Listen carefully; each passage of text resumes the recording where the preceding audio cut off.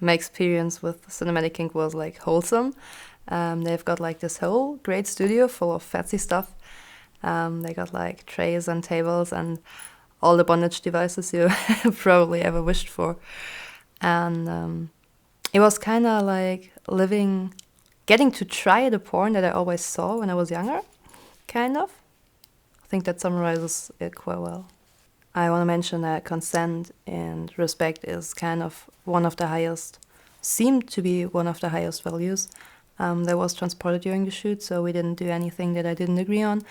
I was asked like what my preferences are, and everything I said was treated with respect. Whenever I didn't want to or couldn't do something, it was totally fine, and I think that's one of the best ways to work. The level of production as well as the studio space is quite high. I've actually not been in much productions that could like compete with that level. The dungeon is kind of wholesome because it has a very dark atmosphere, but it's also very classy, and you don't have that combination very often. You usually have like red and black as block colors, and that's basically it. And here's more like marmor and old cages, and like I think there's a lot of focus on details, and you usually don't have that in production. So I really enjoyed having like a full background and a whole studio that you could actually like use as a dungeon instead of just like a flat wall. I would definitely encourage other models to work with CinematicKink because it's like a very high quality production.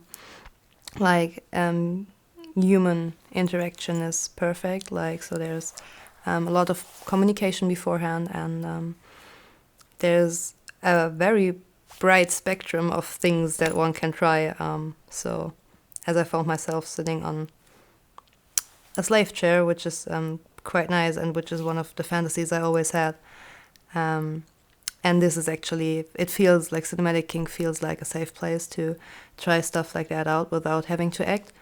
So I would clearly recommend other models to work with CinematicKink also. And that might add another bonus point because you can be hosted and you can actually stay overnight in a spare bedroom, like in a whole spare apartment. That's kind of handy. Well, we've filmed mainly BDSM videos here, BDSM and fetish, I would say, and I've done 3 videos today.